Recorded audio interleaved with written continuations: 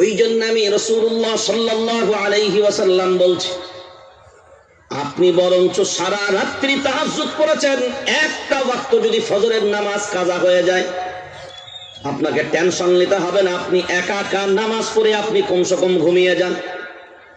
আর এখন আপনি ঘুমান, ঘুম থেকে উঠে নামাজ পড়ে নেবেন। এখন আওয়াজটা কার গলায় বলেছে?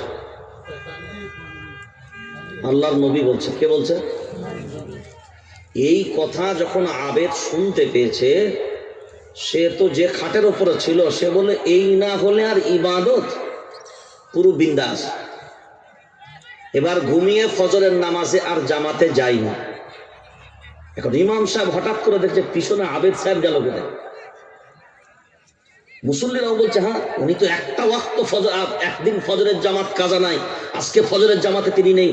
তো সবাই মাশওয়ারা করলো, মনে হচ্ছে কিন্তু যে আবেদ সাহেব তিনি মনে হয় কোনো অসুস্থ আছেন, না হলে তো তিনি নামাজ আদায় করবেন না, এটা হতে পারে না। ইমাম সাহেব বলো চলো আমরা একটা টিম নিয়ে যাই। ইমাম সাহেব আলেম মানুষ, এবার টিম নিয়ে দরজার সামনে গেছে। আসসালামু আলাইকুম, আসসালামু আলাইকুম, আসসালামু আলাইকুম। কে? আমরা ইমাম সাহেবরা এসেছিলাম। কি খবর? না আপনার শরীর কি খুব অসুস্থ নাকি, ফজরে আসেননি?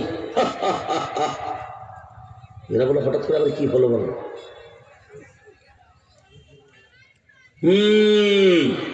আসো আসো আসো। কি ব্যাপার? না ফজরের জামাতে দেখলাম না।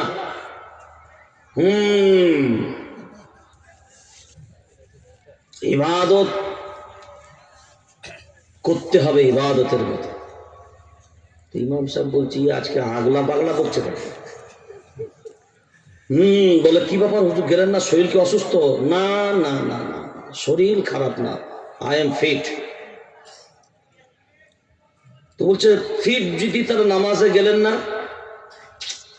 তোমরা ইবাদত করেছো, আল্লাহকে রাজি করতে পেরেছো। আমরা ইবাদত করে আল্লাহকে রাজি করেছি, যার কারণে আজকে সারা রাত এত ইবাদত করেছি। আল্লাহ সন্তুষ্ট হয়ে স্বয়ং আল্লাহ রসুলকে আমার কাছে পাঠিয়ে বললেন একটু আরামের দরকার আছে, তুমি বিশ্রাম করো, ফজরের জামাতে যাওয়ার কোনো প্রয়োজন নাই। সেই জন্য আমি নিশ্চিন্তে একটু আরাম করে ঘুমাচ্ছি। তখন ইমাম সাহেব বলছেন হাই রে জাহিল। বুঝেননি কথাটা কি? হাই রে জাহিল। মহিউদ্দিন আব্দুল কাদের জিলানী কি বললেন? কি বললেন? হ্যাঁ শয়তান। তার ভিতরে ইলম থাকার কারণে তিনি দেখলেন সোনার পাত্রে খাওয়া আল্লাহর স্বয়ং যখন নিষেধ করেছেন, আর তিনি আমাকে দুনিয়াতে সোনার পাত্রে পানি পান করাবেন, শরাবান তাহুরা দেবেন। যিনি আইন তৈরি করেছে তিনি আইন ভঙ্গ করবে, এটা তো ইসলামের কোনো আদর্শ না।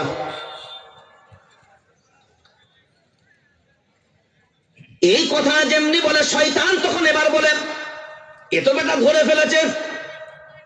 ও আবার একটা পাল্টা আক্রমণ, ধরার পর বেটা একটা চেষ্টা চালাচ্ছে কোন রকম যেন ওকে পরাজিত করা যায়। এবার বলে মহিউদ্দিন তোর জ্ঞান তোকে আজকে বাঁচিয়ে নিল। মহিউদ্দিন আব্দুল কাদের জিলানী রহমাতুল্লাহ আলাইহি তখন জবাব দিলেন, ওরে শয়তান, আমার জ্ঞান আমাকে বাঁচায়নি, আমার আল্লাহ আমাকে বাঁচিয়েছেন।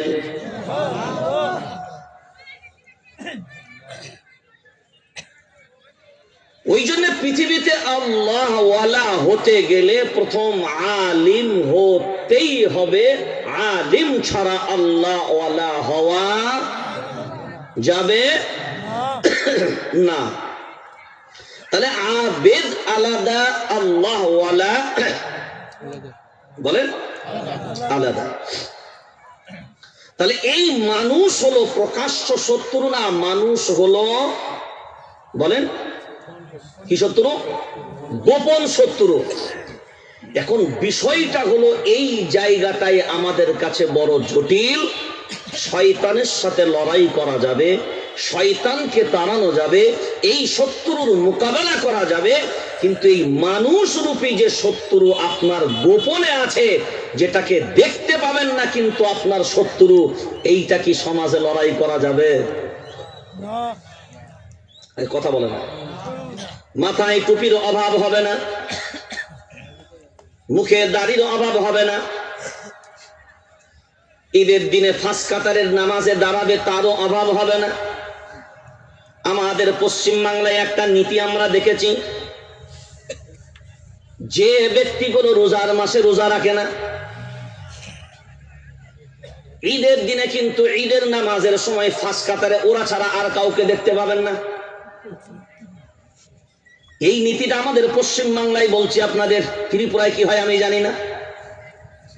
ফাঁস কাতারে ওরা বলে সারা রমজান মাস মসজিদে যাইনি, সারা বছর গেলাম না, আর আজকের দিনে তোরাও সামনে থাকবি। এটা কি করে হয়? একদিন এসছি, আজকে ফার্স্টে আমরাই। জানাজার নামাজে লক্ষ্য করে দেখবেন আপনাদের দিকে কি হয় জানি না। হাজী সাহেব মারা গেল, ভালো লোকজনের পরিচয় আছে, 550 মতন মুসল্লি, জানাজার জন্য লোকজন এসছে। মসজিদে ইমাম সাহেব নামাজে দাঁড়িয়েছেন, হঠাৎ করে দেখে 50 জন মুসল্লি মসজিদে। বলে হ্যাঁ 550 জন যে লোক আসলো গেল কোথায়? সব জানাজা ময়দানে দাঁড়িয়ে আছে। এবার রাগ করেন না কথাটা, 50 জন মুসল্লি এরা নামাজ আদায় করে আসবে, আর যে কোনো আগে থেকে লাইন দিয়ে কাতার দিয়ে দাঁড়িয়েছে ওইগুলো কারা? বলেন করে সব নামাজি না বেনামাজি? এবার ফেরেশতা এসে যখন দেখছে হাজী সাহেবকে জান্নাতের ব্যাপারে ভাবনা চিন্তা করব, বলে ওর হাজী সাহেব তো ফাঁস কাতারে, ফেরেশতা গুলো তো যা দেখছি তো দারুণ আল্লাহর ওলি দাঁড়িয়ে আছে। বলছে ফাঁস কাতারে যখন সুযোগ নাই তো সেকেন্ড কাতারটা লাগ দিয়েছে। সেকেন্ড কাতারেও তো একটা নামাজি খুঁজে পাওয়া যায় না। লাস্ট কাতারে দেখছে হ্যাঁ 250 জনকে মোটামুটি 3-4টে কাতারের পরে খুঁজে পাওয়া গেল। ফেরেশতা বলছে রহমত দেবো কোথায়, সামনের থেকেই তো ভেজাল। এই সমাজটা আমরা আমাদের মতো করে তৈরি করেছি। এই জায়গাটাই বলার জন্য এবার সমাজের কোন জায়গা থেকে একের পর এক আমাদের মেন শত্রু শয়তান। জোরে বলেন, জোরে বলেন না। মেন শত্রু আমাদের কারা? আমাদের ভিতরেই আমাদের ভেজাল গুলো, যারা আমাদের ভিতরে আমাদের ভেজাল গুলো যারা। তাহলে আল্লাহ নবীর পাঠ আমরা প্রথমে করলাম, সেটা হলো একটা পাঠ ছিল ধৈর্যের, একটা পাঠ ছিল ধৈর্যের সাথে সাথে অন্যায়ের প্রতিরোধ, আবার একটা পাঠ ছিল যেখানে যেমন প্রয়োজন তিনি সেখানে তেমন হয়েছেন। এটাই হলো ইসলামের আদর্শ। এবার এখান থেকে বায়ানের শুরুয়াত। এই জায়গাটা আর কেউ ভুলবেন না।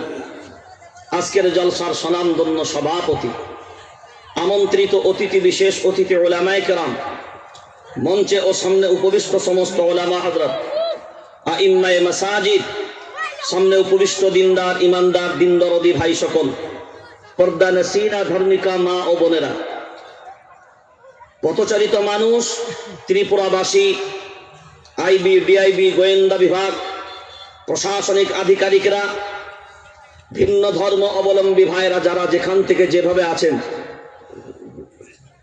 সকলকেই জানাই আন্তরিক শুভেচ্ছা, মোবারকবাদ, অনেক অনেক অভিনন্দন যে এই এলাকার ভিতরে যুবকদের উদ্যোগে আমরা এত সুন্দর একটা মাহফিলের আয়োজন করতে পেরেছি। সকলেই বলি আলহামদুলিল্লাহ। কোরআনুল কারীমের একটা গুরুত্বপূর্ণ অংশের আয়াত আমি তেলাওয়াত করেছি, 28তম পারা,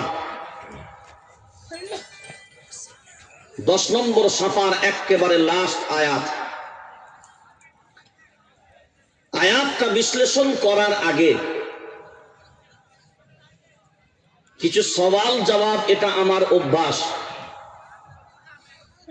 এই কিতাবটা কার? সবাই জোরে বলেন। এটা আল্লাহর কিতাব।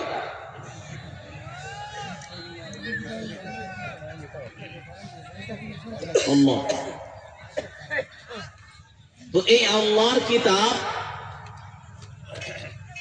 এইটা শুধু কি আমাদের মুসলমানদের জন্যই এটা আল্লাহর কিতাব? আল্লাহ কি শুধু মুসলমানদের জন্যই? জোরে বলেন। আল্লাহ শুধু মুসলমানদের জন্য নয়। তাহলে এই কিতাব শুধুমাত্র মুসলমানদের জন্য, জোরে বলেন, নয়। কারণ এ কিতাব হলো হিদায়াতের কিতাব, এ কিতাব হলো পথ দেখানোর কিতাব, এ কিতাব হলো বাঁকা মানুষগুলোকে সোজা করার কিতাব, এ কিতাব হলো অন্যায় নীতিকে বিসর্জন দিয়ে সঠিক নীতি আদর্শকে প্রতিষ্ঠিত করার কিতাব। মনে রাখবেন, এই কিতাব যে সময়, আমার প্রথমকার কথাটা এবার খেয়াল রাখেন, কোরআনুল কারীম যে সময় নাজিল হয় সেই সময় ওই যুগটাকে বলা হতো আইয়ামে জাহেলিয়াতের যুগ। সব মূর্খ আর জাহিল বলা। কেমন জাহিল, কেমন মূর্খ? আমরা জানি যে একজন নারীর পিতা হওয়াটা তারা মনে করত অসম্মান, অথচ কত বড় মূর্খ আর কত বড় জাহিল। তার স্ত্রীও তো কারণ না কারণ মেয়ে, কি গো, তার মাও তো কারণ না কারণ মেয়ে। আজ নারী হওয়াটা যদি তাদের কাছে অসম্মানজনক মনে হয়, তা তুই মা বলে কাকে ডাকবি? তো বাপকে মা বলতে হবে। এই কথা বলে না। হ্যাঁ, আমেরিকা করলো না, বলছে আমেরিকা আবিষ্কার করেছে। দেখেছেন নিশ্চয় আপনারা সোশ্যাল মিডিয়ার যুগে। এখন দুনিয়ার জমিনে সবই সম্ভব, সবই সবই। হ্যাঁ, এইটা কেন বলছি, লাইটটা দেবে না নাকি? এটা কিছু চলছে? ও আচ্ছা আচ্ছা আচ্ছা। মোবাইলের টর্চ গুলো অন্তত মানুষের চেহারার দিকে দূরে লাগান, মানুষগুলোকে দেখি কোথায় কোথায় আল্লাহর ফেরেশতা লুকিয়ে আছে দেখতে পাচ্ছি। আচ্ছা চলেন, আর লোকের চোখে মারেন না, তা ঠুকে দেবো। দু একটা লাগিয়ে দেন এরকম করে। হ্যাঁ, এই তো মাশাআল্লাহ কিছুটা দেখতে পাওয়া যাচ্ছে। হ্যাঁ, এবার চালান। তো কি বলছিলাম? হ্যাঁ বলেন, কি বলছিলাম? হ্যাঁ, যথেষ্ট বাজো, যথেষ্ট। হ্যাঁ, এবার বলেন কি বলছিলাম? জি, সম্ভব তো সম্ভব। মার কথা, মার মার কথা। ওই জন্য এরা ছিল সব থেকে মূর্খ, যে এতটুকুন আইডিয়া, কমন সেন্স নাই। কি নাই বললাম? কমন সেন্স নাই, যার কারণে এরা ছিল মূর্খ। দুই নাম্বার দিক দিয়ে ছিল যে কোরআনুল কারীমের মতন কিতাব পাওয়ার পরেও, এত সত্য সব জিনিস পাওয়ার পরেও এই অস্বীকার করেছিল তারা, যার কারণে মূর্খের স্বর্গে বাস করত তারা। কারণ রাসূলের মতন মানুষকে তারা কাছ থেকে দেখেছে, তার আদর্শকে কাছ থেকে দেখেছে, তারপরেও কিন্তু তাদের ভিতর থেকে আবু লাহাব, কথা বলেন, আবু লাহাব তৈরি হয়েছে, আবু জাহিল তৈরি হয়েছে, উতবা তৈরি হয়েছে, শাইবা তৈরি হয়েছে, উমাইয়া ইবনে খালদ তৈরি হয়েছে, মুগীরা তৈরি হয়েছে। যারা সব কিছু চোখের সামনে দেখার পরেও তৈরি হয়, এগুলোই তো নাম্বার ওয়ান জাহিল, মূর্খ ছাড়া আর কি হতে পারে? এবার লক্ষ্য করে রাখেন, বর্তমান সময়ের চারিদিক দিয়ে যদি আমরা ফলো করে দেখি, এই যে আমাদের ভিতরে গোপন শত্রু, যেইগুলো আমরা চিনব কি করে? এইগুলো চিনাটা, নির্ণয় করাটাই আমাদের কাছে একটা কঠিন। কারণ আমাদের এই মুহূর্তে শত্রু বাইরের শত্রু থেকে ভিতরের শত্রু বেশি না কম? জোরে বলেন। এই বেশি হওয়ার মূল কারণে কিন্তু আমাদের ভিতরে বিভিন্ন জামাত, বিভিন্ন ফিরকা, বিভিন্ন দল, বিভিন্ন মত। আপনি একরকম কোরআনুল কারীমের অর্থ করবেন, সে তার মতো করে সাজিয়ে আর একটা অর্থ চালাবে। আপনি আপনার মতো করে ফতোয়া দেবেন, সে বলবে ওর ফতোয়া আমরা মানি না, আমরা আলাদা। আমরা আমাদের মতো করে একটা ফতোয়া দেব, ওর ফতোয়া মানি না। ও বলছে আমার দলিল আলাদা, ও বললে তার দলিল আলাদা। এখন লক্ষ্য করে দেখেন, আমরা সবাই অনেকেই দাবি করি আহলুস সুন্নাহ ওয়াল জামাত আমরা, কেউ দাবি করছে আহলুল হাদিস আমরা, কেউ দাবি করছে আহলুল কোরআন আমরা। এখন আপনি বিবেক দিয়ে ভাবনা চিন্তা করে বলেন, আহলুস সুন্নাহ ওয়াল জামাত, আমরা বললাম এটা ঠিক কথাই। এবার কেউ বলছে আহলুল হাদিস, হাদিসের অনুসারী, কেউ বলছে আহলুল কোরআন, আমরা শুধু কোরআনের অনুসারী। এখন আপনি যদি আমাদের মাঝখান থেকে এবার লক্ষ্য করে দেখেন, সবাইকে জিজ্ঞাসা করুন, দলিল নিয়ে পেরেশান, সবাই যুক্তির বিচারে নিজেকে জিতার জায়গায় দাঁড়াবে। সবাই চাইবে আমি বড়, আমি বড়, আমি বড়, আমি বড়, আমার দলিল হলো রাইট, ওর দলিল হলো ভুল, আমার সিদ্ধান্তই হলো সঠিক, ওর সিদ্ধান্তই হলো, যেটা বলেন, ভুল। এইটাই আমাদের সমাজে সব থেকে বেশি চলছে, যার কারণে আমরা দিন দিন সব থেকে বেশি পিছিয়ে যাচ্ছি। এর নমুনাটা বোঝার জন্য আপনাকে বলছি, এখানে যতগুলো মানুষ আছেন, কে কোন জামাত করেন, কে কোন দল করেন, কে কোন পার্টি করেন, দেখার দরকার নাই, আমি বুঝতেও যাব না। এখন বলুন, আপনাদের সবার একটা পরিচয় তো নিশ্চিত করা যাক, আমরা সবাই হলাম মুসলমান। আমরা সবাই মুসলমান। এখন বলেন, আল্লাহ কুরআনুল কারীম ৪র্থ নম্বর পারা ২য় নম্বর সাফা, সূরার নাম সূরা আল ইমরান, ওয়ালা তামুতুন্না ইল্লা ওয়া আনতুম মুসলিমুন। আল্লাহ বলেন, না দোয়া না হয়ে মরবি না। জোরে বলেন, এটা বললো আল্লাহ। বলো দেওবন্দি না হয়ে মরবি না। আরে হ্যাঁ না বলেন। আল্লাহ বলো তাবলীগ না হয়ে মরবি না। আল্লাহ বলো জমিয়ত না হয়ে মরবি না। আল্লাহ বলে আহলে হাদিস না হয়ে মরবি না। আরে বলেছে আল্লাহ বললেন নাকি ওয়া আনতুম, আচ্ছা মুসলিমুন এটা হলো জমার সিগা। মুসলিমুন সমগ্র মুসলমানকে জমার সিগা ব্যবহার করেছেন, মুসলমান না হয়ে মরবে না। এখন বলেন, বিবেক দিয়ে ভাবনা চিন্তা করে, আমরা সবাই যদি মুসলমান হয়, আমাদের মাঝখান থেকে বিভিন্ন রকমের ফিরকার, বিভিন্ন রকমের জামাত আর বিভিন্ন রকমের দল আমরা বানিয়েছি আমাদের সুবিধার্থে। কিসের সুবিধার্থে? আমাদের সুবিধার্থে। আল্লাহ কুরআনুল কারীম 28 নম্বর পারা 3য় নম্বর সাফার ভিতর আল্লাহ ক্লিয়ার করেছে, ইস্তাহাওয়াযা আলাইহিমুশ শাইতানু ফাআনসাহুম যিকরাল্লাহ উলাইকা হিজবুশ শাইতান। একটা দল হবে শয়তানের, বলেন একটা দল শয়তানের। নিশ্চয় একটা যদি শয়তানের হয়, তার বিপক্ষের একটা দল তো অবশ্যই খাড়া হতে হয়। রুলিং পার্টি যদি একটা হয়, বিরোধী দল তো একটা থাকতে হয়। শয়তান যদি এই দিকে হয়, উলাইকা হিজবুশ শাইতান, তাহলে নিঃসন্দেহে শয়তানের বিপক্ষে যিনি আছেন তিনি হলেন কে? জোরে বলেন, কে? আল্লাহ। কে? আল্লাহ। আল্লাহর বিপক্ষে শয়তান দাঁড়িয়েছে। কার বিপক্ষে? ثم لآتينهم من بين أيديهم ومن خلفهم وعن أيمانهم وعن شمائلهم ولا تجد أكثرهم شاكرين। আয় আল্লাহ, তুমি আমাকে বিতাড়িত করলেন, কিন্তু শুনে রেখে দাও, যে আদমের কারণে তুমি আমাকে বিতাড়িত করেছো, এই আদমের সন্তানদের আমি শয়তান ডান দিক দিয়ে, বাম দিক দিয়ে, সামনের দিক দিয়ে, পিছনের দিক দিয়ে, চারিদিক দিয়ে আমি কিন্তু শয়তানেদের আক্রমণ করব। এই 4 দিক দিয়ে আক্রমণ করব। এরা ঠেকাতে পারবে? যারা ঠেকাতে পারবে না। আল্লাহ বলে, তুই 4 দিক দিয়ে আক্রমণ করবি, আর আমি আমার বান্দার জন্য 2টো দিক আমি আল্লাহ খুলে রেখে দেব। তুই নিবি 4টা, আর আমি আল্লাহ নেব 2টা।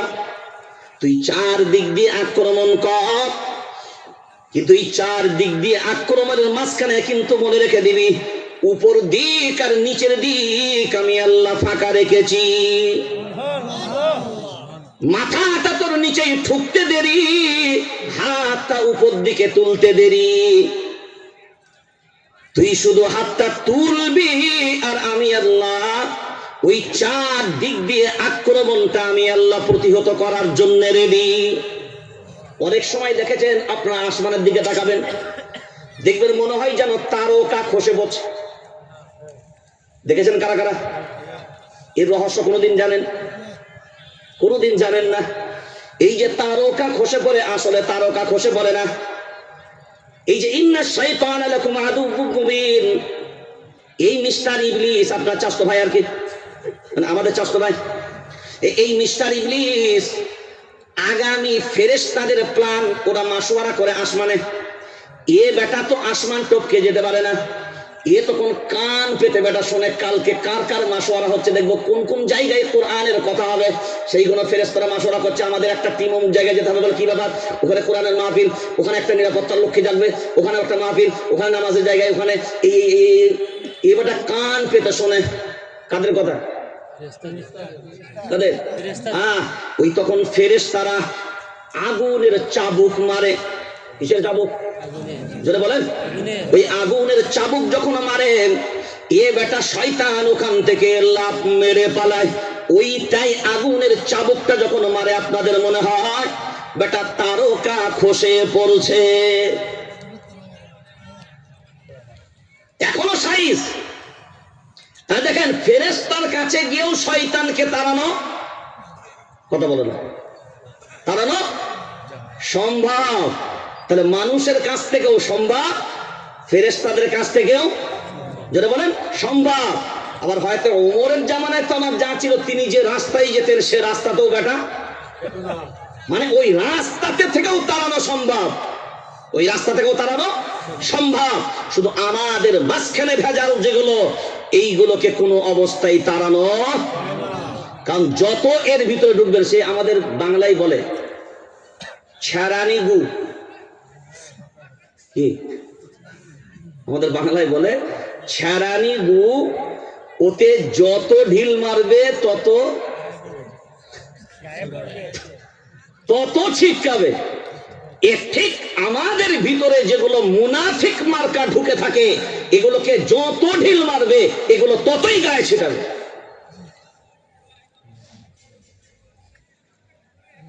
তাহলে একটা দল ফাইসাল্লাহ হয়ে গেল, উলাইকা হিজবুশ শাইতান। ওই সূরা ওই পারা এবার ৪র্থ নম্বর পৃষ্ঠায় এবার আল্লাহ বলেন উলাইকা হিজবুল্লাহ, একটা আল্লাহর দল, একটা আল্লাহর দল। তাহলে আগে হয়েছে একটা শয়তানের দল। কার দল? জোরে বলেন, কার দল? শয়তানের দল। আর একটা আল্লাহর দল। এখানে যতজন বসে আছেন, এবার বিবেক দিয়ে ভাবনা চিন্তা করে কিন্তু জবাবটা ঠিকভাবে দেবেন। আপনারা প্রথম বলেন কোন দলে? যারা যারা আল্লাহর দলে হাত তুলেন। ত্রিপুরার লোক ফেসে গেল, ফাঁস গিয়া। এই পর্যন্তর জন্য আমি এত দূর গড়ালাম। আচ্ছা, কারা কারা শয়তানের দলে, তারাও হাত তোলেন।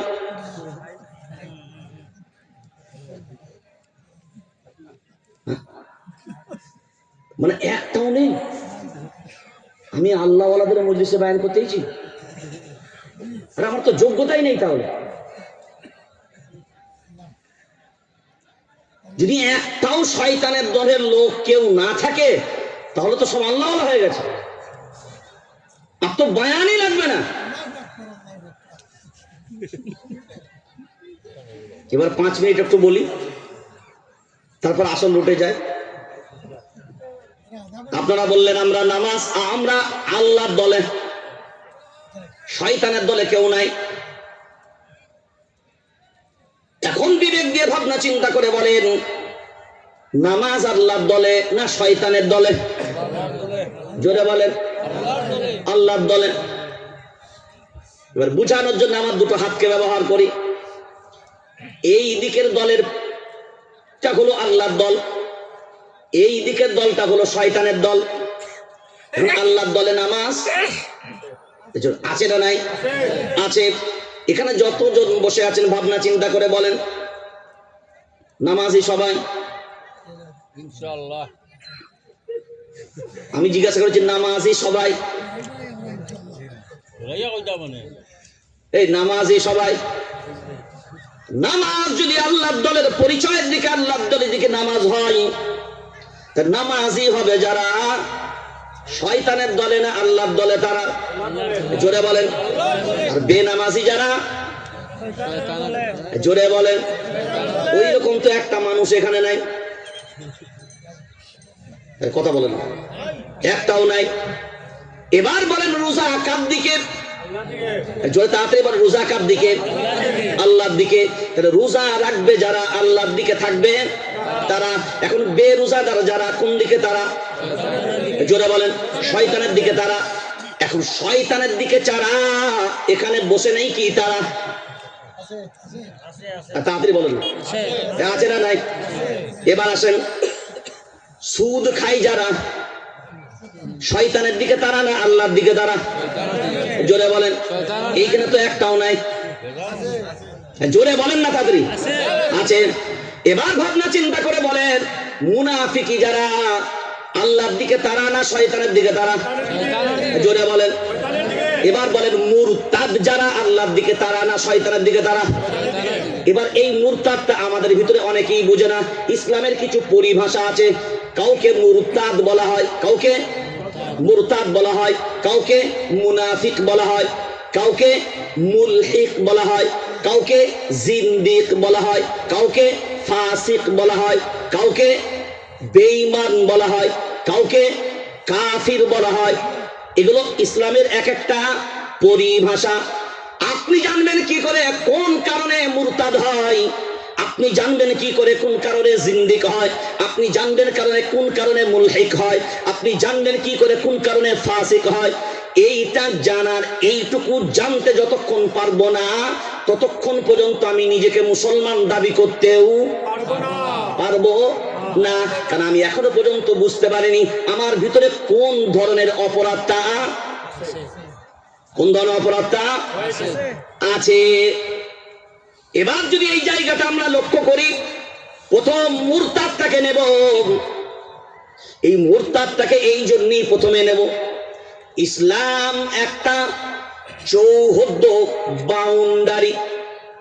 আপনাদের জলসার একটা প্যান্ডেল ঘিরেছেন না? ঘিরে আছে। এবার এই স্টেজটা দেখেন একটা তক্তা দিয়ে এর একটা সীমারেখা বানানো হয়েছে। কুরআনুল কারীম সূরার নাম সূরা নিসা, ৪র্থ নম্বর পারা, ১৯ নম্বর সাফার, প্রথম নম্বর এতটুকুন টুকরা, তিলকা হুদুদুল্লাহ। চৌহদ্দি বাউন্ডারির ভিতরে ইসলামের সীমারেখা, ইসলামের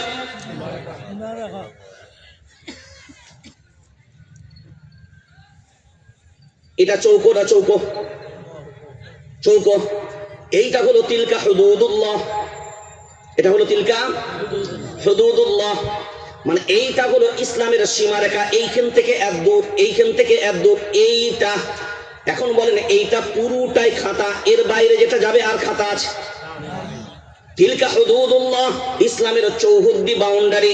এই চৌহদ্দি বাউন্ডারির সীমারেখা হলো কুরআন আর সুন্নাহ, কুরআন আর সুন্নাহ। আর পরিস্থিতি অনুযায়ী ইজমা এবং কিয়াস, ইজমা এবং কিয়াস, কিন্তু মূল হলো কুরআন এবং সুন্নাহ। এবার মনে রাখবেন, হাদিস আর সুন্নাহ কিন্তু এক না। কি বললাম? হাদিস আর সুন্নাহ এক না। হাদিস আর সুন্নাহর মাঝখানে পার্থক্য হলো এটা, সুন্নাহর ভিতরে কোনো জয়ীফ নাই, সুন্নাহর ভিতরে কোনো জয়ীফ নাই। হাদিসের ভিতরে জয়ীফ আছে। সুন্নাহর ভিতরে কোনো দুর্বলতা নাই, হাদিসের ভিতরে দুর্বলতা আছে। এবার এটা বোঝার জন্য একটা ছোট্ট উদাহরণ প্রথম নেন। অনেকে কুদুরি পড়েছেন না পড়েননি? আমাদের ফিকহে শাস্ত্রের, হানফি মাসলাকের ফিকহের কিতাবের ভিতরে একটা বড় কিতাব, যেটা গ্রহণযোগ্যতা অধিকাংশ সব মাদ্রাসাতেই পড়ানো হয়, সেটা হচ্ছে কুদুরি। তোমার উস্তাদরা অনেক কথা বলতেন, তো বয়ান করতে করতে তিনি বলেন, আর আমরা হাদিস থেকেও এগুলো পড়েছি বা জানি, আল্লাহর নবী সাল্লাল্লাহু আলাইহি ওয়াসাল্লাম তিনি একবার দাঁড়িয়ে প্রসাব করেছিলেন। কি বললাম? জোরে বলেন সবাই। কে করেছিলেন? সবাই বলেন। আল্লাহর রাসূল একবার দাঁড়িয়ে প্রসাব করেছিলেন। এটা হাদিস না হাদিস না? সবাই জোরে বলেন। এটা হাদিস, কিন্তু এটা সুন্নাহ না। কি বললাম? এটা হাদিস, এটা সুন্নাহ না। কারণ আল্লাহর নবীর সুন্নাহ হলো বসে প্রসাব করা। দাঁড়ানোটা ছিল হাদিস, ওটা কারণ বিশেষে হয়েছে। কারণ বিশেষে কেন বললাম? যেমন কোরআনুল কারীম নাজিল করার ক্ষেত্রে শানে নুজুল হয়, কারণে নাজিল করা হয়, তেমনি হাদিসের ক্ষেত্রেও কারণ ছাড়া হাদিস আল্লাহর নবী বর্ণনা করেননি। ওই কারণটাকে বলা হয় শানে বুরুদ। এটা উলামায়ে কেরামরা জানেন, শানে বুরুদ। কোনো কারণ ছাড়া হাদিস বর্ণিত হয় না। তো আল্লাহর নবী সাল্লাল্লাহু আলাইহি সাল্লাম তিনি দাঁড়িয়ে একবার প্রসাব করলেন। আজকে যারা নাম দিবে আহলে হাদিস, কেউ যদি নাম দেয় আমি হাদিস মাননে ওয়ালা, তাকে দাঁড়িয়ে মুততে হবে। এই কথা বোঝেননি? কারণ এই হাদিসকে তো অস্বীকার করা যাবে না। এই হাদিসকে অস্বীকার করার কোনো জায়গা নেই, কারণ এই হাদিসটা সহিহ। তিনি দাঁড়িয়ে একবার প্রসাব করেছেন, কিন্তু দাঁড়িয়ে প্রসাব করেছেন এই হাদিসটা দেখে নিয়ে যদি আজ থেকে চালু করে দেন, মানে ও মনে মনে ভাবলো, মাতৃভাষায় পড়লো হাদিসটা, যেন মাথার উপরে কিতাবটা ছিল, বাবা বুখারীতে বলছে দাঁড়িয়ে মোতা। আমাদের হুজুরটা আবার জুম্মার সময় বললো যারা দাঁড়িয়ে মোতে তারা কুত্তা। আজ বেটা সুযোগ পাইছি ধরবো। এবার ইমাম সাহেবকে গিয়ে ধরে, ইমাম সাহেব বলছে, ইমাম সাহেব গিয়ে বলছে এটা কি হয়েছে একটু পড়ুন তো। বলছে কি হয়েছে বাবা বলো। বলে এই যে বায়ান করলেন দাঁড়িয়ে মোতা যাবে না, তো আল্লাহর নবী দাঁড়িয়ে মুতেছে। এবার আয়াতের দলিল দিচ্ছে, কুল ইন কুনতুম তুহিব্বুনাল্লাহ ফাত্তাবিউনি। দলিল কি? কথা বলে না কি? ফাত্তাবিউনি। ফাত্তাবিউনি মানে বুঝেন তো? ইত্তিবা করা। ইত্তিবা মানে কি? অনুসরণটা কেমন? যেমন করেছে তেমন, এটা হলো ফাত্তাবিউনি। এখন চিন্তা করেন, এবার দলিল কোরআনে পেল না পেল না? তাহলে হাদিসে পেল, কোরআনে পেল, চিপকে দেন। এবার চিপকে দেন না যে কোরআনে পেলাম, প্রথম দলিল নিলাম, ইত্তিবা করো। এবার কেন এটা দলিল দিচ্ছেন? কুল, হ্যাঁ বড় কপ দ্বারা, ছোট কাপ দ্বারা কুল বলে তো খাও, আর বড় কপ দ্বারা কুল মানে বলো, বলুন। কুল ইন কুনতুম তুহিব্বুনাল্লাহ, হ্যাঁ আল্লাহর মুহাব্বত ভালোবাসা পেতে চাইলে কার? ফাত্তাবিউনি, নবীর পদান অনুসরণ করো, ইউহিব্বুকুমুল্লাহ, তবে আল্লাহর ভালোবাসা পাওয়া যাবে। এবার দলিলটা দেওয়ার পরে ইমাম সাহেব বেচারা তিনি অতটা বুঝতে পারেন না, থতমত খেয়ে গেছে। উনি যখন কোরআনের দলিল সামনে রেখেছে, কারণ উনি তো এরকম ভেজালে পড়েননি কোনোদিন, সে বেচারা সোজা সাপটা মানুষ, সে তখন বলছে কি জানি হাদিসটা মনে হয় পড়েছিলাম, অতটা তো আর খেয়াল নেই। তিনি স্বাভাবিক বলেছে, কারণ আপনি তো ইমাম সাহেবকে রেখেছেন 3,500 টাকা মাইনে, তো ওই রকমই তো হবে। বুঝতে পারেন কথাটা? ত্রিপুরার লোকরা তো যোগ্য ইমাম রাখে, আলহামদুলিল্লাহ, সব যোগ্য ইমাম, যোগ্য মাইনে। 7,000-এর উপরে আলহামদুলিল্লাহ একটাও নেই। তো মনে রাখবেন, 7,000-এর ইমাম যেমন মসজিদে রাখবেন, ফতোয়াটাও 7,000-এরই হবে। হ্যাঁ রাগ করেন না, ফতোয়াটাও ওই 7,000-এরই হবে। কারণ যেমন রূহ তেমন ফেরেশতা, যেমন রূহ হবে তেমন ফেরেশতা। কারণ সবার জন্য সব জিনিস ব্যবহার করতে লাগে না। এখন মাকড়সার জাল যদি ঘর বাঁধে, মাকড়সার জাল যদি ঘর বাঁধে, এখন এই ঘরকে ভাঙার জন্য আসাম থেকে কি সরকার থেকে বুলডোজার চেয়ে নিয়ে আসতে হবে? এই কথা বলে না। কারণ ওই ঘর ভাঙার জন্য বুলডোজার লাগবে না, ওই ঘর ভাঙার জন্য কামান লাগবে না, ওই ঘর ভাঙার জন্য লোহার হাতুড়ি লাগবে না, কোনো লোহার রড লাগবে না। ওই ঘর ভাঙার জন্য আলহামদুলিল্লাহ আমাদের মায়েদের একটা ঝাড়ুই, জোরে বলেন। হ্যাঁ, মাতালুল লাযীনা ইত্তাখাযু মিন দুনিল্লাহি আউলিয়া কামাসালিল আনকাবুত, ইত্তাখাযাত বাইতা ওয়া ইন আওহানাল বুয়ুতি লাবাইতুল আনকাবুত। আসলো যখন একটা কথা বলি দিই, সারা দুনিয়ার সব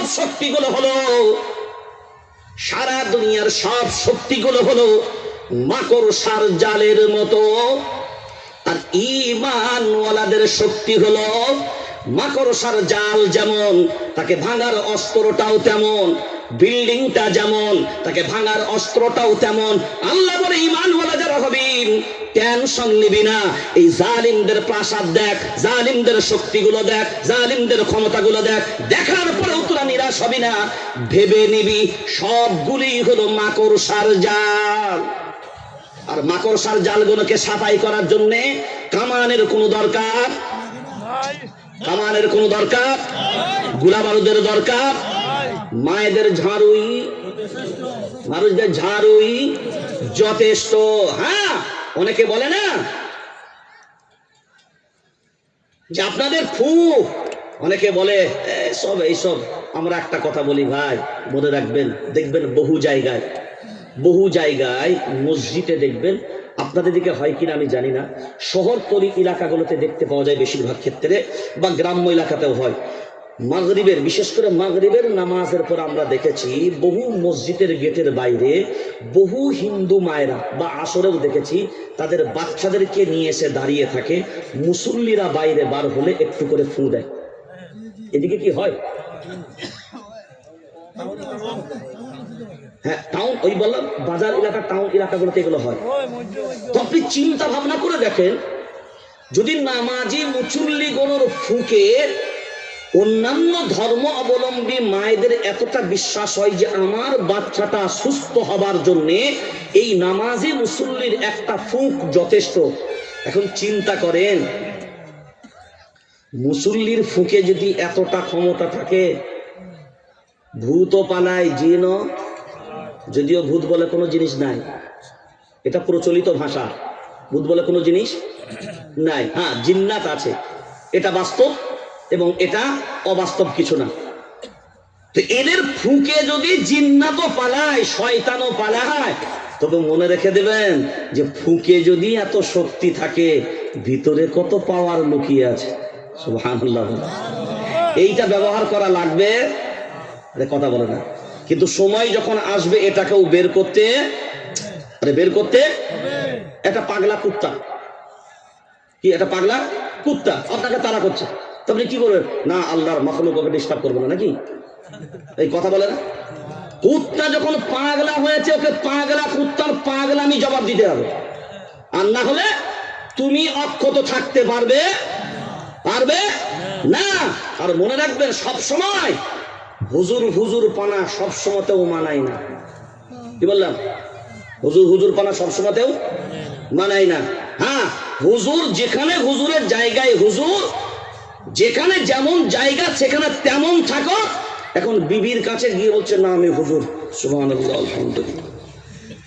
তো বইয়ের কাছে যদি হুজুরপনা সবসময় দেখাতে যাও তো আর, হ্যাঁ, বাস ওই পর্যন্তই থাক। আল্লাহ আমাদেরকে হেফাজত করুন বলে আমি।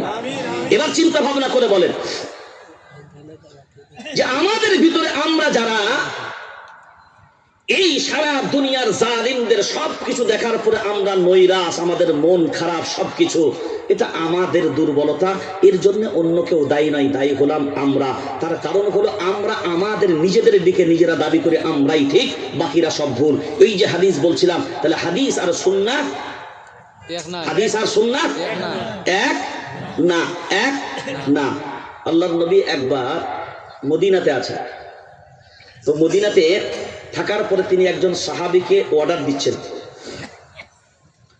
বাইতুল্লাহর দিকে মুখ করে পেশাব পায়খানা করবে না। খুব ভালো করে বোঝেন হাদিসটাকে। বাইতুল্লাহর দিকে মুখ করে পেশাব পায়খানা করবে না, দিয়ে লোকটাকে বলছে পশ্চিম দিকে, পূব পশ্চিম মুখ করে পেশাব পায়খানা করতে পারো। আবার বলছি, বাইতুল্লাহর দিকে, কিবলার দিকে মুখ করে পেশাব পায়খানা, মানে কিবলার দিকে মুখ করে হোক, পিঠ করে হোক, পেশাব পায়খানা বলেন করবে না। পশ্চিমে মুখ করে পেশাব পায়খানা করতে পারবে। আপনি কি বুঝলেন আমাকে বলেন? আমি হাদিস বলেছি।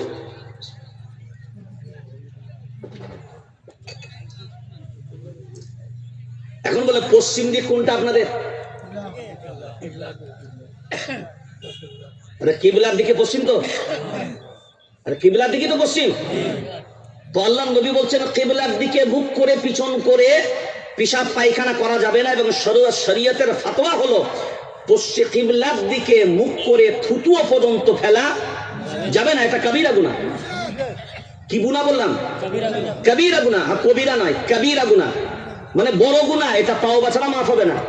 এখন আপনি বলেন বুঝলেন কি যে আল্লাহর নবী বললেন পূব পশ্চিম মুখ করে পিঠ করে চালাও, আর কিবলার দিকে নট এলাও।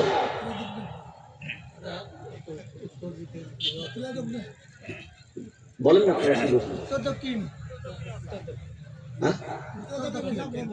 পশ্চিম কোন দিকে, কিবলা কোন দিকে, পশ্চিম কোন দিকে? তাহলে দুটোই তো আল্লাহ নবী একই দিকে বলেছেন। এটা কতটাই বুঝতে পারেনি? কিবলা মানে বাইতুল্লাহর দিকে। চলেন আরো ভেঙে দিচ্ছি এবার। বাইতুল্লাহর দিকে কিবলা, বাইতুল্লাহর দিকে। এবার তো ক্লিয়ার, কিবলা বাইতুল্লাহর দিকে। বাইতুল্লাহর দিকে মুখ করে পিঠ করে পেশাব পায়খানা করবা না, পশ্চিম পূব পশ্চিম মুখ করে পেশাব পায়খানা করো। হাদিস এমনি হাদিস, হাদিস বুঝতে গেলে, হাদিস বুঝতেও গেলে, হাদিস নির্ণয় করতে গেলে ওই পাণ্ডিত্য থাকা লাগবে।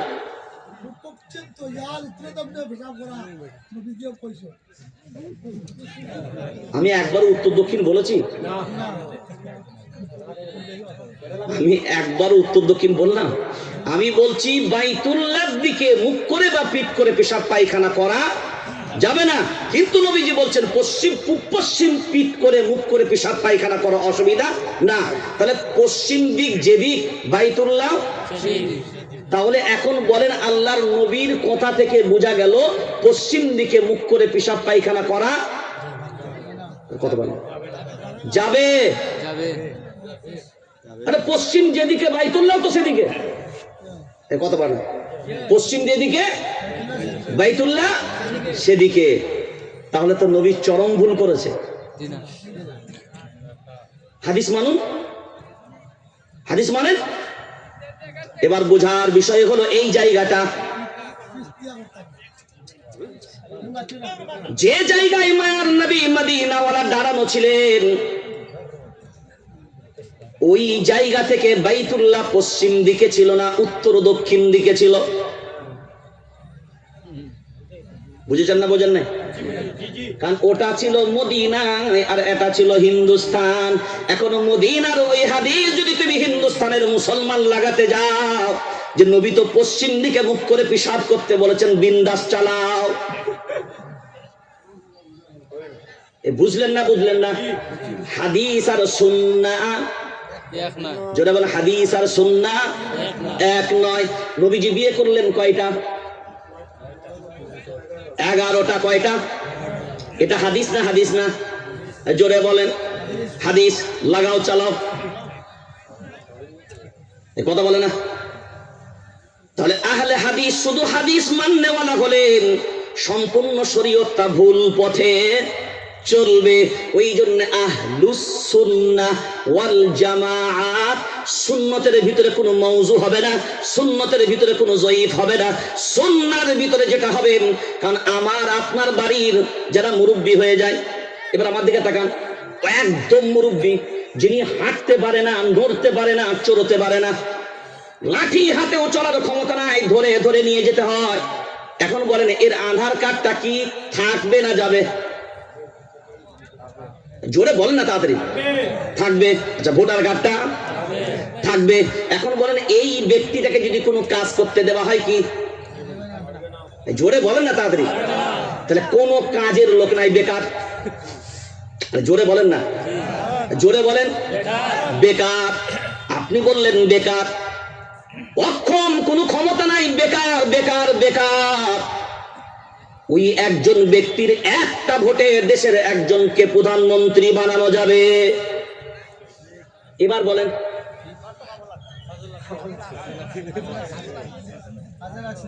এই কথা বলেন না কেন? তাহলে এখন বলছে বেটা হাদিস জয়ীফ, সবে বারাতে নামাজ পড়লে ইবাদত করা যাবে না। বলছে কি বলে যদি, তো বুড়ো বাপটাকে ফেলে দাও গা, কাজে লাগবে না। বুড়ো বাপটাকে ফেলে দাও, কাজে লাগবে না। এখন বলে ওকে বাপ বলবো না পাপ বলবো? তাড়াতাড়ি বলেন। ওর বয়স যেমনই হোক, অক্ষম হোক, কোনো কাজের ক্ষমতা নাই, আব্বা বলবো? জোরে বলেন। তাহলে হাদিস জয়ীফ হলেও হাদিস বলবো?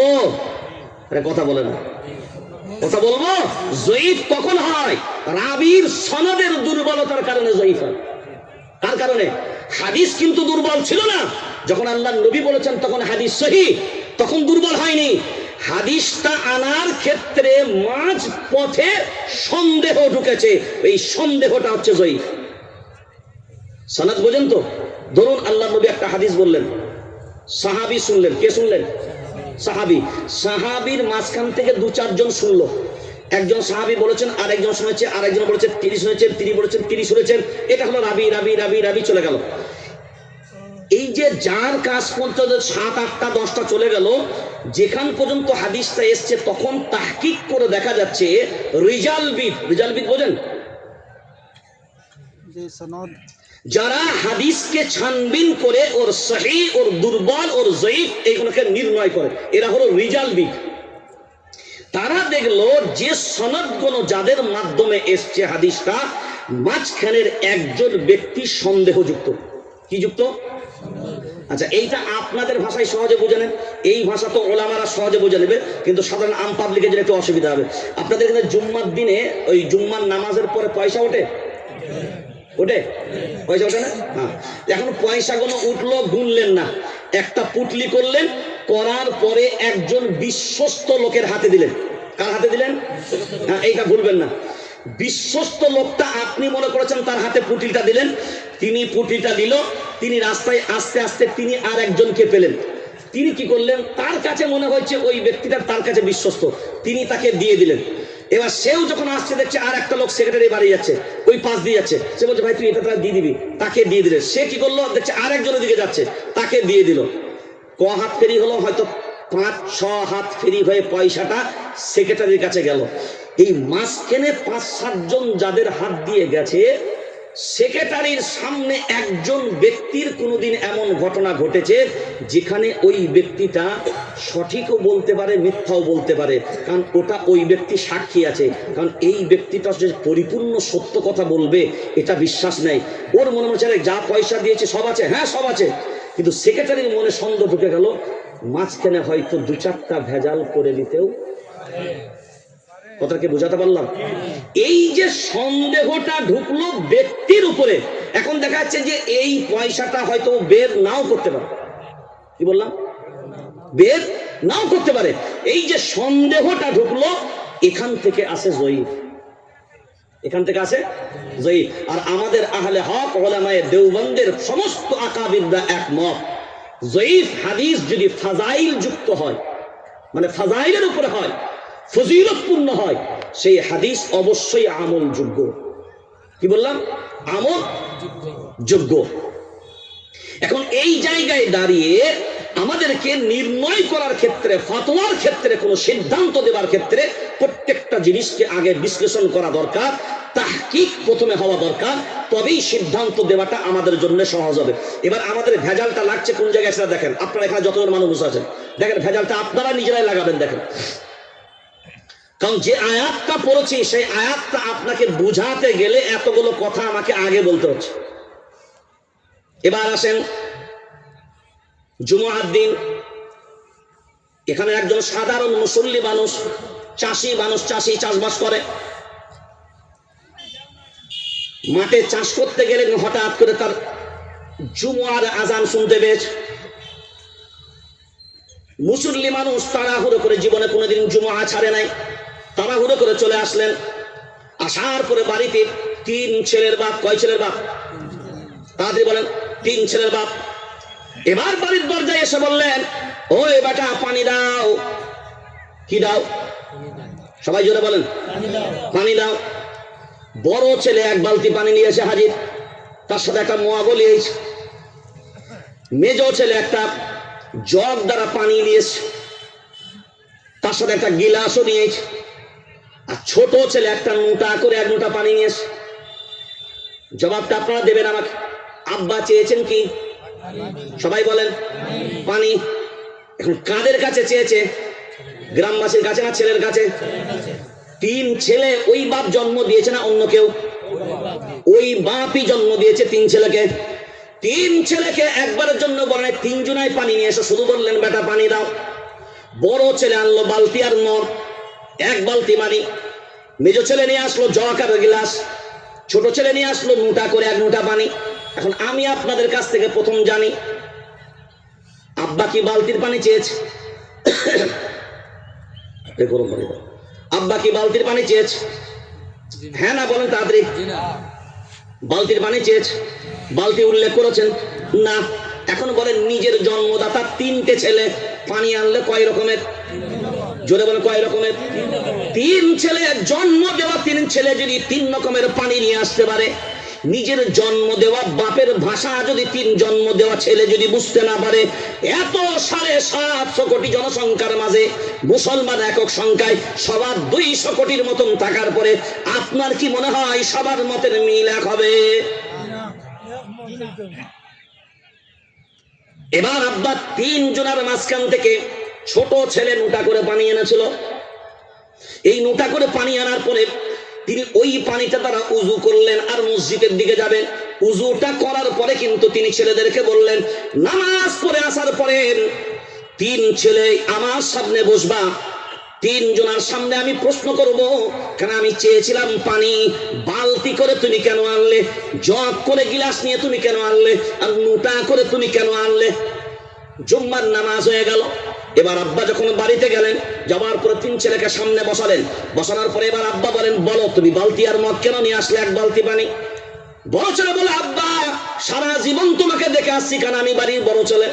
একদিনের জন্যও তুমি জুম্মার নামাজ কাজা করনি, একদিনের জন্যও জুম্মা ছাড়নি, আর একদিনের জন্য আমি যখন থেকে তোমাকে দেখেছি একদিনও কোনোদিন দেখিনি, কারণ জুমার দিনে গোসল করা সুন্নাত।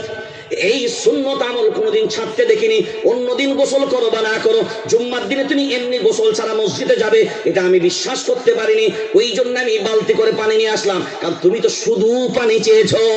আমি ভাবলাম হয়তো জুম্মার নামাজের টাইম হয়ে গেছে, গোসল করবে আর মসজিদে যাবে।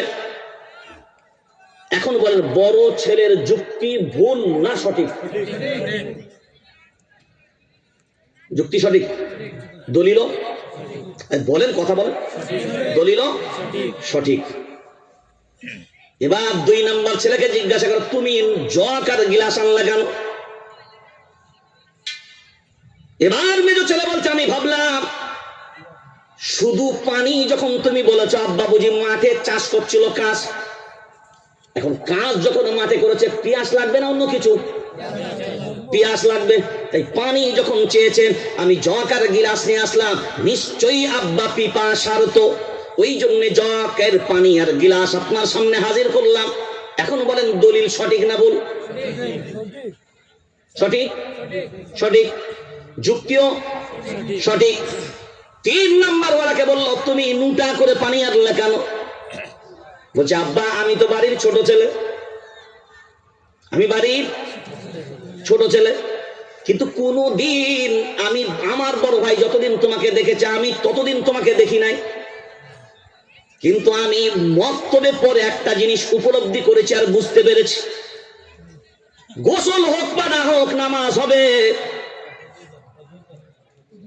কিন্তু আমার আব্বা জুম্মার জন্য এত পাগল, নিশ্চয়ই জুম্মার আজান হয়ে গেছে, আমার আব্বা এই মুহূর্তে পানি পান করার প্রয়োজন আব্বার নেই, গোসলের প্রয়োজন নেই, কারণ গোসল করলে জামাত ছেড়ে যাবে, আর জুমার জন্য জামাত হলো শর্ত, কারণ জামাত ছাড়া জুমা হবে না, জোহর পড়া লাগবে। ওই জন্য আমি ভাবনা চিন্তা করলাম, নিশ্চয়ই আমার আব্বার এখন প্রয়োজন হলো উজু করে তাড়াতাড়ি জামাত ধরা, উজু করে তাড়াতাড়ি জামাত ধরা। আচ্ছা, বিনা উজুতে জানাজা পড়া যাবে? যাবে। আমাকে যদি ফতোয়ার ডিপার্টমেন্টে ঢুকান, আমি বলবো যাবে। হ্যাঁ, আমি দলিল দেবো ইনশাআল্লাহ। ভাই অন ক্যামেরা বলছেন, আপনি জানাজার নামাজের সামনে দাঁড়িয়ে গেলেন, নামাজ দাঁড়িয়ে গেছে, নামাজ দাঁড়িয়ে গেছে, এখন আপনি উজু করবেন, নামাজ শেষ,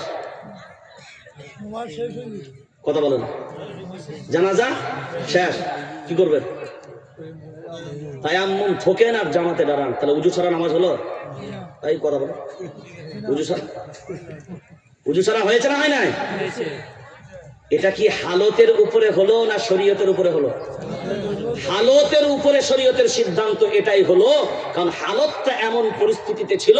কিন্তু তায়াম্মুমের মাসলাকে যদি তালাশ করো তাহলে এ হালাত পাবে না, কারণ তায়াম্মুমের মাসলাকের জন্য শর্ত ভিন্ন, পানির দূরত্ব মাপবে, পরিমাণ মাপবে। কিন্তু হালত এমন জায়গায় আছে যে তুমি সেখানে গিয়ে যদি এখন ডায়লগ বাজি করতে যাও, ঈদের জামাত সেম টু সেম, ঈদের জামাত, এখন তোমার এমন পরিস্থিতি, তুমি যদি উজু করে জামাত ধরতে যাও কোনো অবস্থায় তুমি জামাত পাবে না। আর ঈদের জামাত একবার ছেড়ে গেলে এমন পরিস্থিতি যেখানে আর জামাতে দাঁড়ানোর কোনো জায়গা নেই। এখন বলেন সেই জায়গায় দাঁড়িয়ে তায়াম্মুম হলো উজুর পরিবর্তে পবিত্রতার একটা ইসলামী শরী, একটা হুকুম, একটা পদ্ধতি, বুঝতে পেরেছেন? তাহলে হালতের উপরে বহু জিনিস সিদ্ধান্ত গ্রহণ করা যায়। এখন বলেন এই ছোট ছেলে বলছে আমি দেখলাম হালাত, এখন উজু করে, কারণ বক্তব্যে আমি শুনেছি নামাজের জন্য উজুটা শর্ত, তাই আমি ভাবলাম যে এখন তো জামাত ছেড়ে যাবে, কারণ আর গোসল করার টাইম নাই, পানি খাবারও টাইম নাই, এখন শুধু উজুটা কোন রকম করে জামাতটা ধরবে, তাই আমি লুটা করে পানি আনলাম। এবার আপনারা বিবেক দিয়ে বলেন, বড় ছেলের দলিল কাজে লাগলো না, কিন্তু তিনি তার সিদ্ধান্ত ভুল না সঠিক? জোরে বলেন। আচ্ছা, মেজ ছেলের দলিল কাজে লাগলো না, কিন্তু তার সিদ্ধান্ত সঠিক না ভুল? তাহলে কাজে না লাগলেও সময় উপযোগী সিদ্ধান্ত সঠিক, তথ্য দলিল যুক্তি তার ছিল। কিন্তু কাজে যে সব লাগবে সব সময় তা নয়, যেখানে দলিল কাজে লাগানো সেখানে কাজে লেগে যেত।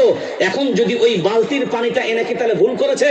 না, বাপ যদি নাপাক থাকতো ওই মুতার পানিতে কাজ, বুঝাতে পারলাম কথাটা কি?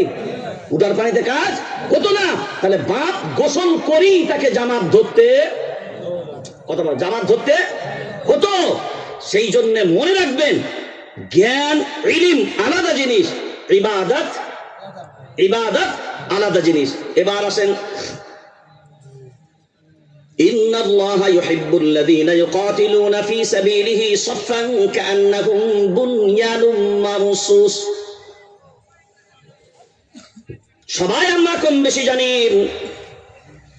আল্লাহ বলেন আমার মুহাব্বতের পাত্র, কিসের মুহাব্বতের পাত্র? সে বা তারা আল্লাহর রাস্তায় সীসা গলা প্রাচীরের ন্যায় দাঁড়িয়ে যায় যারা। কার? আল্লাহর রাস্তায় সীসা গলা প্রাচীরের ন্যায় দাঁড়িয়ে যায় যারা। এই যে সীসা গলা প্রাচীর কেন বলে?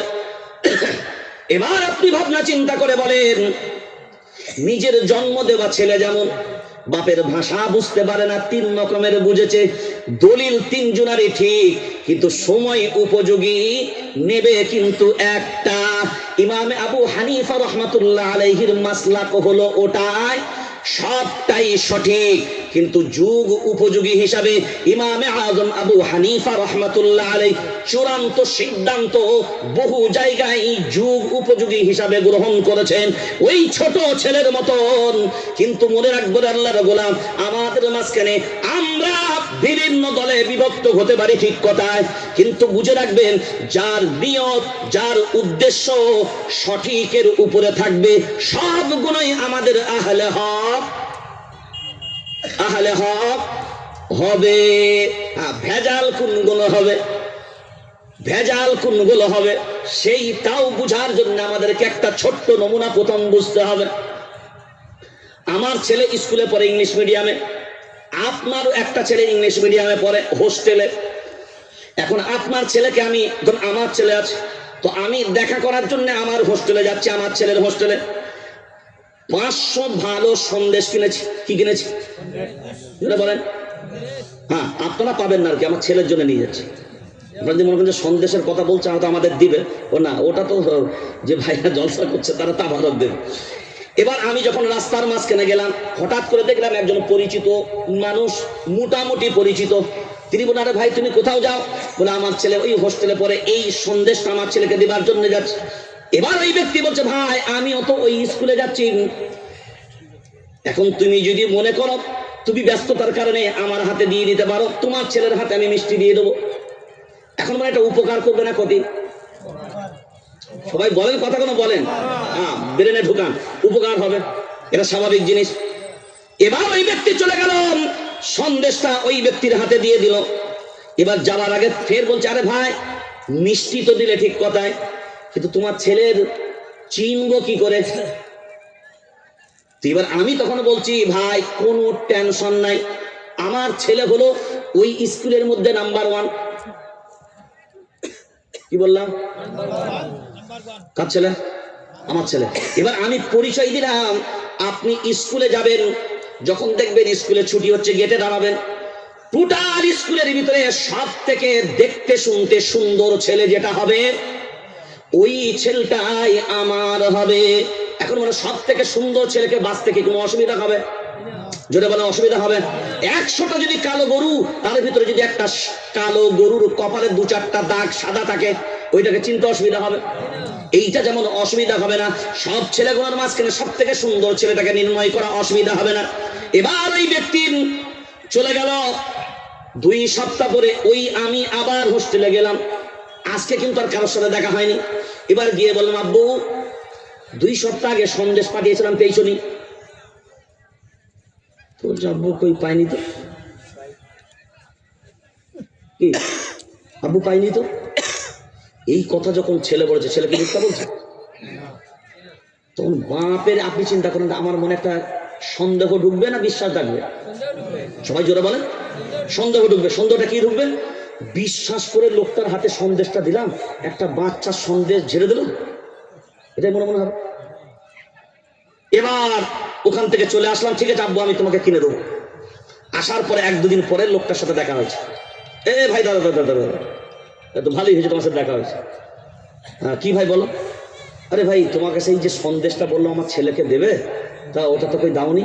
বলছে হ্যাঁ দিয়েছি তো। ছেলে বললো কি